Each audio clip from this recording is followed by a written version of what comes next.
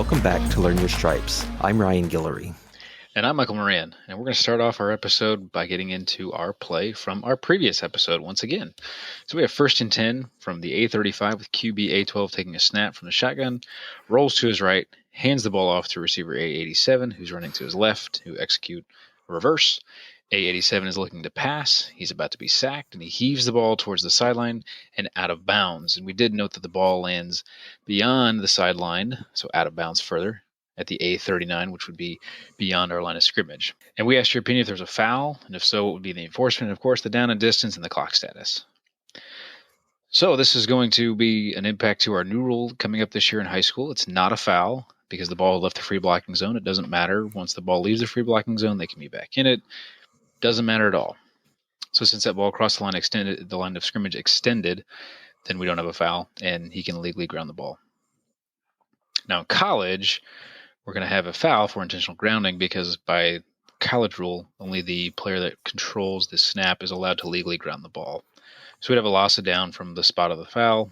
Fortunately, we left that out of the question for you, so we can make that number up for this case. We'll have a 25-second play clock, and it'll be on the snap. Yeah, I just think that's the important thing to consider, that even though the high school rule, it brings it a lot closer to the college rule, there is a difference, right? I mean, in high school, as long as the ball has left the free blocking zone, it doesn't matter anymore. You can whoever has the ball can ground it, and that's the high school rule. In college, as you said, it's limited to the player that controlled the snap. So that's the reason for the difference here. Even though high school has come a lot closer to the college rule this year, there's still some distinctions that if you're working both levels, you have to keep in mind. And before we get into kind of the meat and potatoes of today's episode, we want to take a moment, thank a local sponsor. So, Ryan, the season's just about a month away. What should our listeners be focusing on right now as the summer winds down? Well, obviously, we need to know the rules. We need to get in the books, do quizzes. That's all obviously important. Digging out the mechanics manual, brushing up our own field mechanics, those are also an integral part of the summer routine. But another thing is our physical condition. Every assigner, observer, and coordinator will tell you that how we look and how we move on the field is important. Absolutely. It's been a long off season for a lot of us, and it's starting to get close to the kickoff that we're all anticipating, and so our conditioning needs to be in tip-top shape. And but some of us might have some nagging injuries or a little bit of pain, and that can affect how you're moving, whether you're a wing or an umpire. So, Ryan, any thoughts on what you might recommend? I recommend Get Right Physical Therapy. Owned by our own Andrew McClure, Get Right Physical Therapy is here to help you perform at your best this season. You don't want old injuries to continue to affect your performance on the field, so now's the time to address any lingering issues so you can start the season feeling as good as ever. Yeah, absolutely, I agree. This is the time to get over any old strains or sprains that are slowing you down. Right now, contact Andrew today and set up an appointment with him. He has almost a decade of experience healing injuries and helping people feel and move better. He wants to be a resource for all the officials listening to the podcast. He's located right now in Carmel, and there's time to take advantage of his special preseason football package. It includes a movement screen, soft tissue work, dry needling, and a personalized rehab program to get you back to 100%. So week 1 is coming up soon. Don't delay. Contact him today. You can reach him by email at andrew@getrightphysicaltherapy.com or Instagram at getrightpt. That's get right and the letters PT on Instagram. And don't let the injuries you have hold you back from this year, and contact him today. Last year, we covered the new Indiana High School Football Officials Mechanics Manual over the course of episodes 1, 2, 4, 6, 7, and 8.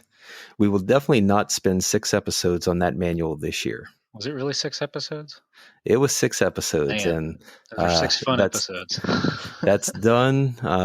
The research and the preparation for that was a lot of fun, and that was a time in our lives that we did something I felt was important, and we're never doing 6 episodes again on that manual.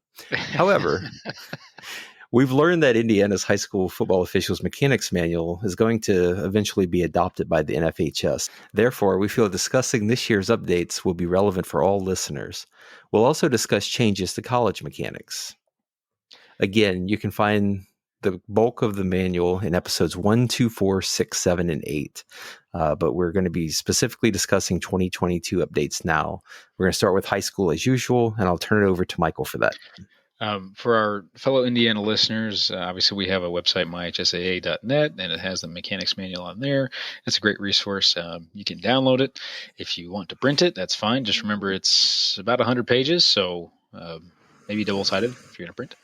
But the one thing to note here to get things started is ball handling. So paragraph 9 in Article 2 talks about the new rule change we have where any crew member can ask for a ball. I think the rule previously said referee, but I think most crews were adopting that a wing or an umpire, whoever could change a ball, especially if a wet ball mechanic's going on. So Yeah, actually, I think that's one of those that we kind of just already did anyway. yeah, um, if it was, especially if it was raining, if our sideline gave you or me a ball, the ball came in and we kind of changed it codifying out. what we already So do exactly. yeah, so no Paragraph big massive change. Paragraph 10 Sorry. talks about time critical situations and the offense didn't hurry up, and the U has to go from the numbers to the numbers to retrieve the ball. So last year it said sideline to sideline.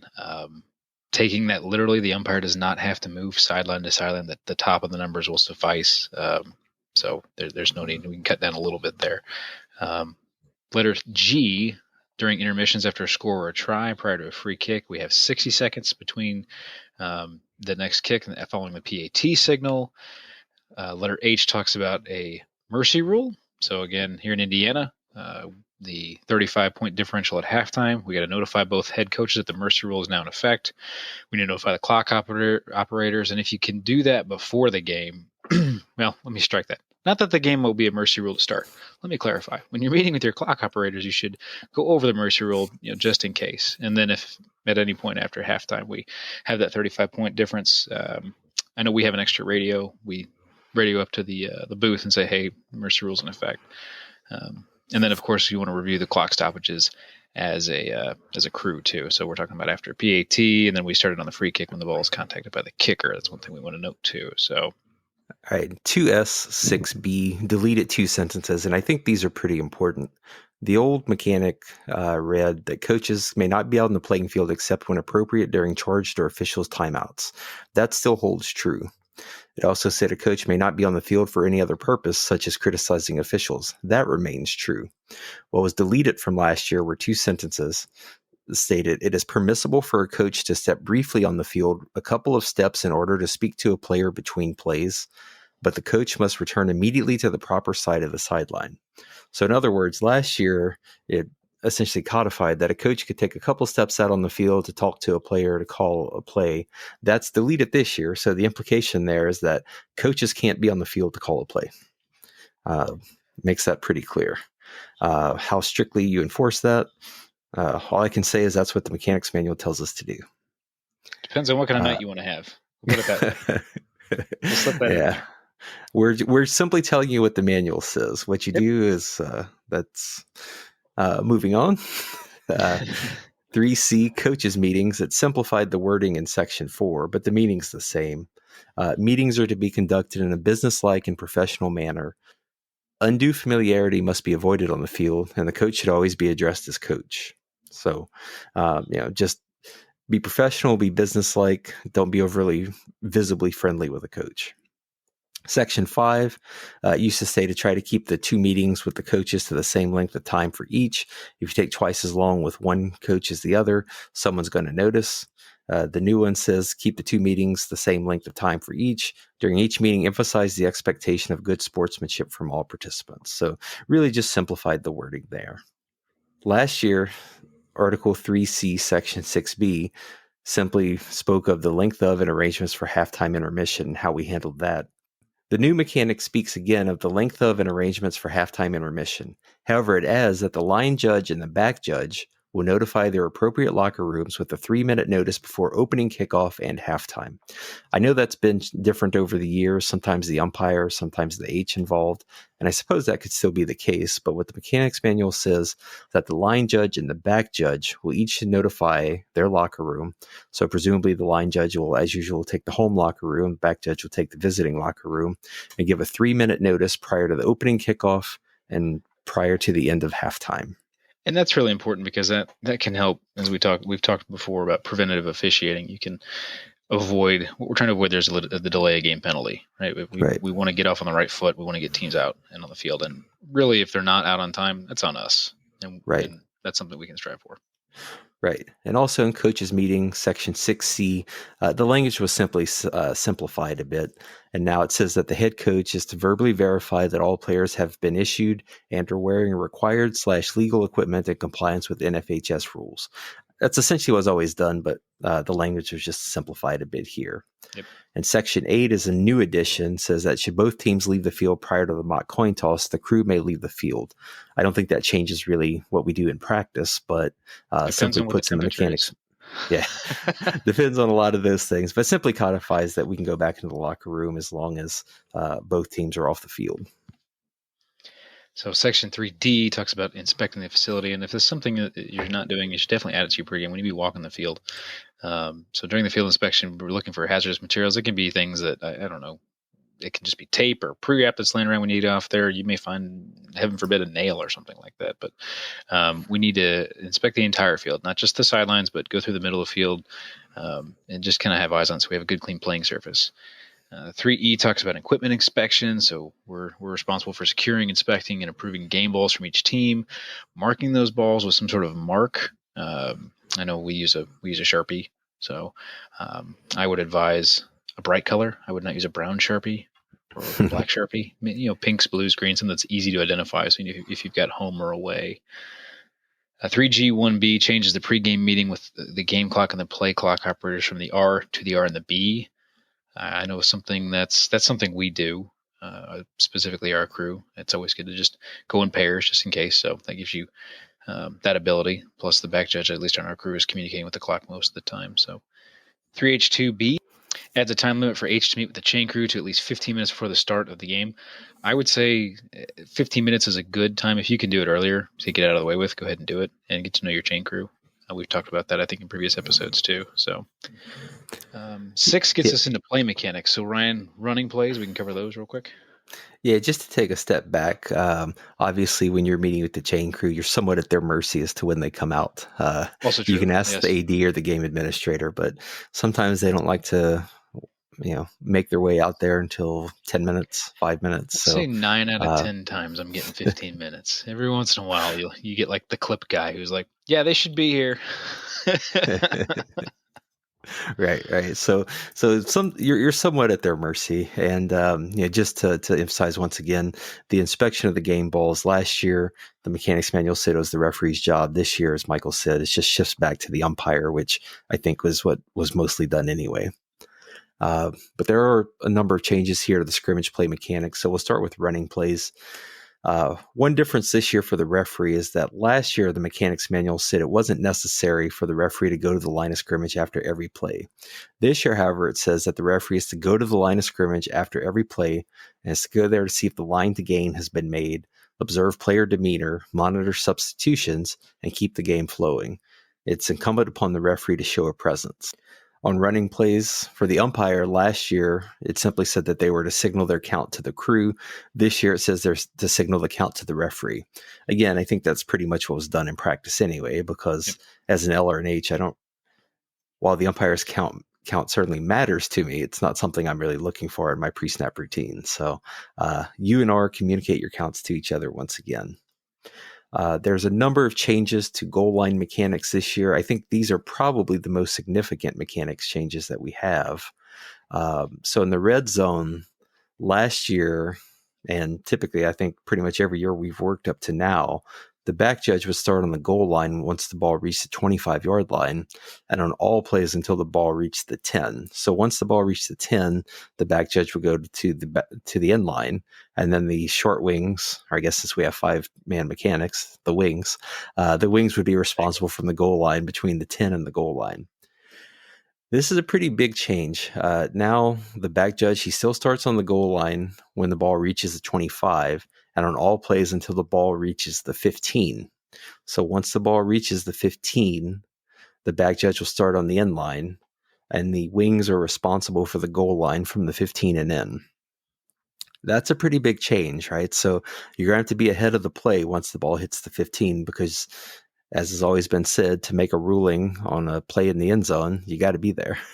Right. If the goal line is in play, if the pylon's in play, you've got to be there. You can't be chasing. You can't be in chase mode. You can't see if the plane was broken if you're at the 5 and otherwise you're guessing. And who knows? Maybe your guess is right, maybe it's wrong, but you can't really ground that on anything to support it. So, you have to be cognizant. I think this is a big change. I think for our crew and the others, we're going to have to be especially mindful to get on the radios with each other once we hit the 15, because it's so ingrained in us from the 10 and in. Now it's Mm-hmm. 15 and in. So we're really going to have to communicate that, I think. Um, and another change to goal line mechanics. Uh, this year for H&L, the mechanics manual states that on fade passes into the corner of the end zone, coordinate coverage with the back judge. The opposite wing stays home and the affected wing releases. Communicate to assure one stays home to make sure the ball crosses the line of scrimmage if the umpire is late. As best I can read this, I don't think this is worded terribly clearly, so hopefully in the future it's cleared up a bit. But if you're in the red zone, you've got that fade pass to the end zone. If it's going towards your corner or towards your edge, you release so you can get down there and make a ruling and work with the back judge, and the other wing holds, right? Because if there is a fade pass in the end zone back on Michael's sideline, I don't really have any reason to go and look at that play. Michael and our back judge, they're going to make that ruling. I'm Mm-hmm. not going to see that from 53, 55, 60 yards away, depending on my angle. So I think this is going to take a bit of work for us as well. So hopefully there's work that's done on this in the scrimmages and early in the season. So once this comes up, we're ready to go. And I would just add that you don't have to be on that back pylon. The reason I think for this change is we're talking about the back corner, so between where the sideline and the end line meet. I think as a wing, if you're we're on the 5, so snap, we're going to the goal line, and you get set up and you read that fade pass to that corner. 2-3 steps should get you there in a good position. 2-3 hard steps, you're going to be halfway down that end zone, and you're just trying to box it in with your back judge. You don't have to be on that end pylon. I think Right. that actually defeats the purpose, because you give up the sideline in that Right. case, and that doesn't really help you. And the important thing there is it's we're talking about the toe tapper right at the back. So somebody has feet, somebody has ball. It's okay to slow down, let the play happen. If the player's going to the ground, let them go to the ground. Make eye contact. If you're a wing, make eye contact with your back judge, and vice versa, and then signal if we have a touchdown or an incomplete from there. But this is a good one to pregame. Right. If you got some time between now and the start, go out, find a field, and just practice moving to the goal line. Practice, like I said, 2-3 hard steps to get you there. Just get in position. Right. Yeah. I mean, that's a good point. There's two lines in play, the sideline and the end line. The back judge is going to have the end line. We've got a rule in the sideline. And it's just a matter of communicating once that play is over and we know what's happened and can give each other useful information for that. Those are the changes to the Indiana High School Football Officials Mechanics Manual for the year 2022. We're also going to discuss changes to the college mechanics this year. Specifically, we're going to discuss changes set forth in the 2022 CCA Football Officiating Manual. Now, for those of you who work college, as you'll know, the CCA manual discusses 8-man mechanics, 7-man mechanics, as well as 6-man mechanics.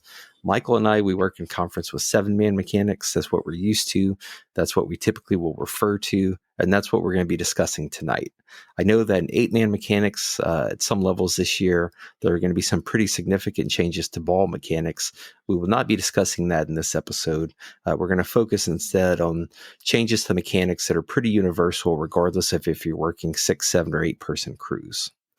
So with that said, I will turn it over to Michael to get started on our college mechanics changes. So for a pregame meeting, where you're meeting in each locker room 90 minutes before the kickoff, this is going to be done by the U and the R.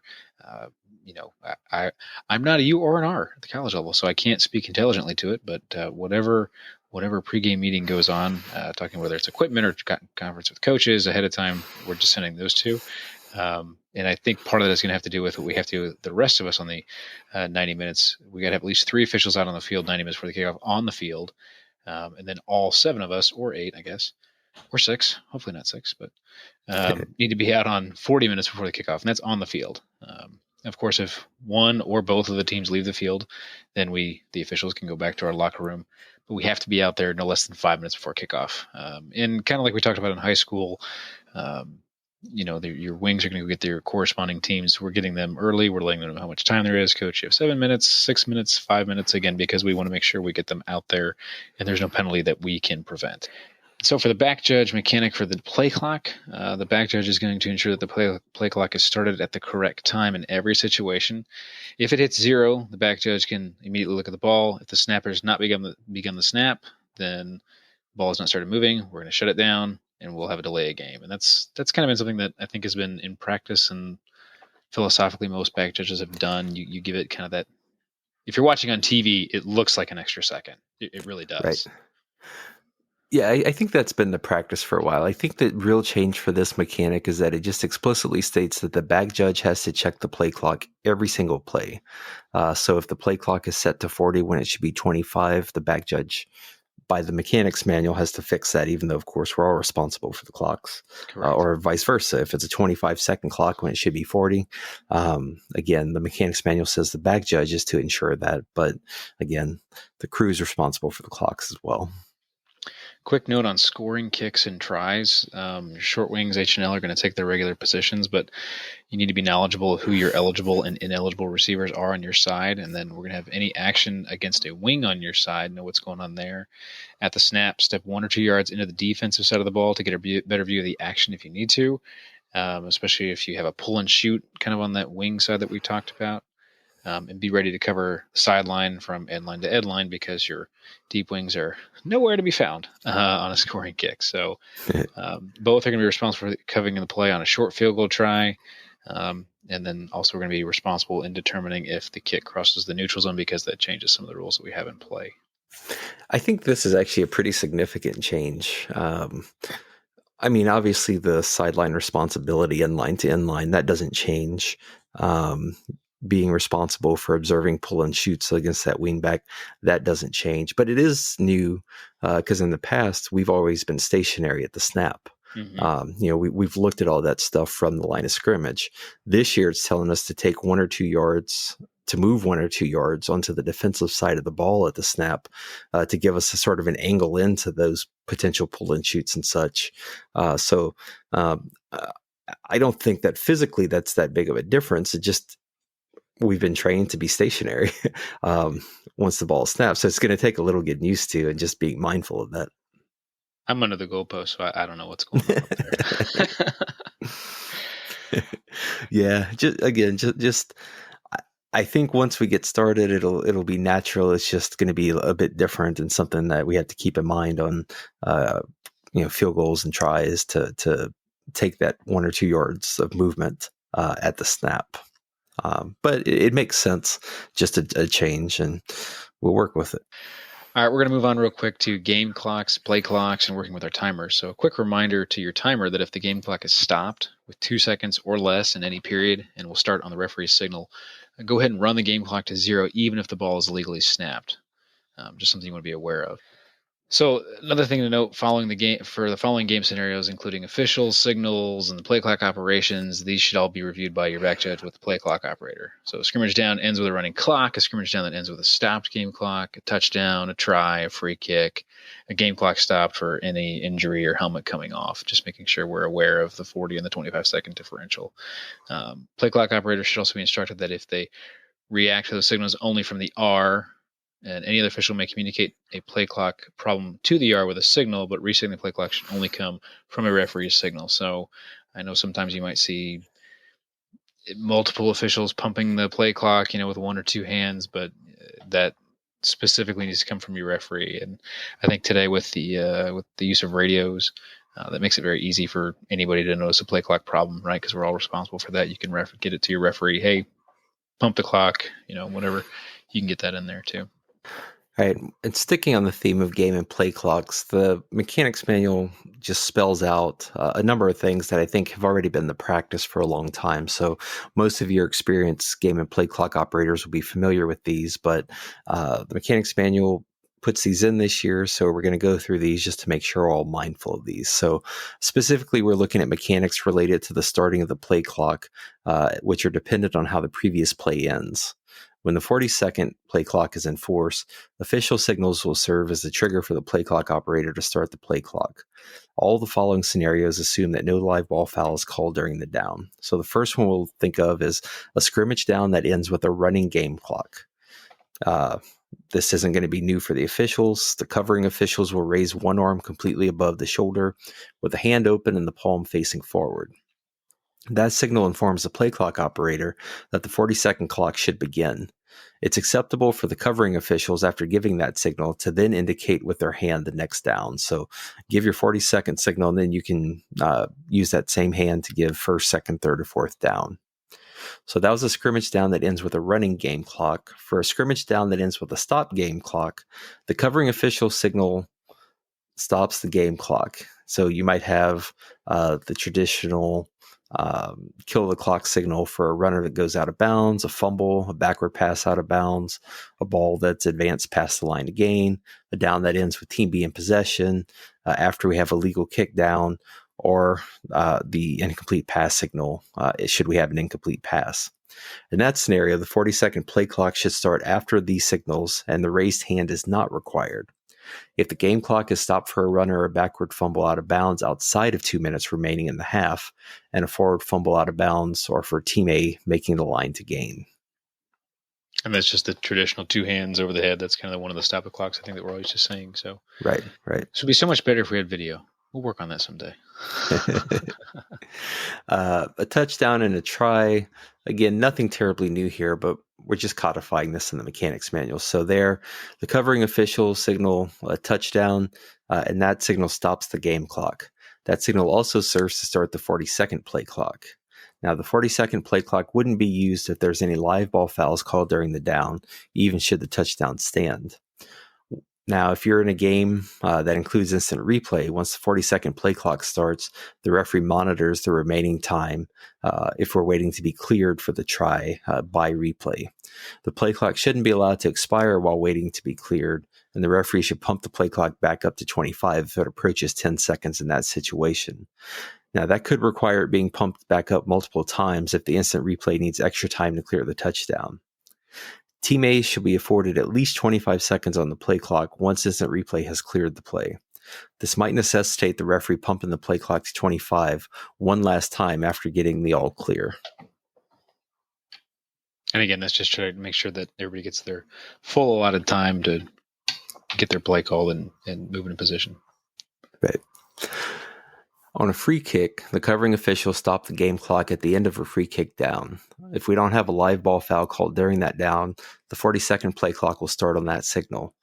The referee should look at both Team A and Team B for substitutions. Team A shouldn't be allowed to snap the ball until Team B completes the substitutions, and the referee should pump the play clock back to 25 if Team A is ready, and Team B delays its substitutions until less than 25 seconds are on the play clock. Now, if we have a stop clock for an injury or for a helmet that comes off, and we have an official's timeout for either, the play clock is set to 40 seconds if it's for a player of the defensive team, or 25 seconds if it's the offensive team. It's 40 seconds if both teams have an injury and or a helmet off on the same play. The play clock starts on the referee signal when the ball is declared ready for play, regardless of the clock status when the official's timeout occurs. Now, following a loose ball, the referee should be aware of a running game clock in situations where the crew's unsure of the result of the play. The game clock should be stopped by the referee using the stop the clock signal in circumstances where there is an unusual delay. When it's determined Team A has recovered the ball, the referee should start the game clock and pump the play clock up if there's less than 25 seconds remaining when the ball is ready for play. Finally, there's a new signal for a blindside block, which just matches the high school signal. It's two fists hitting together in front of the chest. I do like the signal change for the blindside block. I think that makes it easy, kind of more universal. So again, talked about just two, almost, giving yourself a knuckle to knuckle, right? So it's really easy to do and translates really well. So. Right. And it's easy to remember for those of us who work both high school and college to now have signals that match. That's a great point. I know here in Indiana, we do double signals, right? We'll signal for an incomplete pass, and then we'll raise our hand for the 40. So sometimes that can get caught up in your mechanics going back and forth. So it's always good to, we talk about knowing the rules, but get your mechanics book out too. If you're working high school and college, get them both out. That way you're familiarizing yourself what you're trying to do in each situation. So you're looking your best, you're looking professional in the field. That's right. That covers the mechanics changes for both high school, specifically the Indiana High School Mechanics Manual, as well as the CCA College Football Officiating Mechanics Manual this year. So that also brings this episode to a close and gives you the opportunity to dig into those mechanics manuals and sharpen up on those mechanics before the season starts. Before you get there, though, we want to thank you for joining us once again for another episode of Learn Your Stripes. As always, we'll leave you with a play to consider. All right, 4th and 10 for Team A at the B20. A99's field goal attempt is partially blocked behind the line of scrimmage and recovered by A5 at the B25 and advanced to the B10. During the play, A55 is flagged for holding at the B20, so the original line of scrimmage. So we know we have a foul in this case. What's our enforcement going to be? And what's our down and distance going to be? And again, our clock status for both high school and college. We'll discuss that play at the start of the next episode. In the meantime, if you want to let us know what your ruling would be, or if you have any questions or feel we made a mistake, please email us at learnyourstripes@gmail.com. You can also contact us at learnyourstripes@gmail.com if you're interested in sponsoring an episode or advertising on the show. In addition, we'd like to do another mailbag episode soon. If you have any questions, any unusual circumstances, any play ideas, anything that you would like for us to address, please email those ideas to us at learnyourstripes@gmail.com, and we'll discuss that question, that play, that circumstance in an upcoming episode. As always, you can find us on your app of choice or obtain episodes at learnyourstripespodcast.com. Please also follow us on Facebook at Learn Your Stripes Podcast, on Instagram at the same name, and on Twitter at LYS_podcast. If you enjoy the show, please tell your friends and rate us 5 stars and leave a review on your app of choice. We'll see you back here soon. In the meantime, keep learning your stripes. Thank you, everyone.